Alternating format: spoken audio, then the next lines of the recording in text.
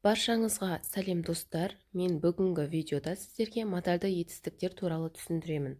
Ағылшын тілінде модальды етістіктерге can, could, must, will, would, shall, should, have to, ought to деген сөздер жатады. Модальды етістіктердің басты ерекшелігі модальды етістіктерге s жалғауы жалғанбайды. Яғни барлық жақта, яғни he, she, it дегенде де s жалғауын біз модальды етістіктерге жалғамаймыз. Мысалы, he can play, ол ойнай алады. Келесі, can модальды етістігі бірінші жағдайда қабілет туралы айтқанда қолданылады.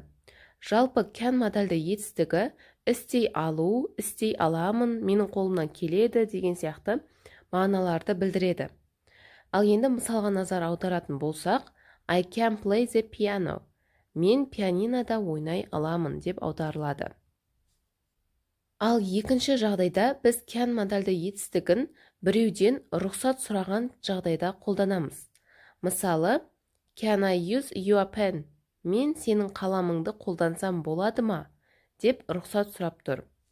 Мына жерден көріп тұрғанымыздай, can модальды етістігі осы шақта қолданылады, ал could модальды етістігі өткен шақта қолданылады. Бірақ екеуі де бір мағынаны білдіреді.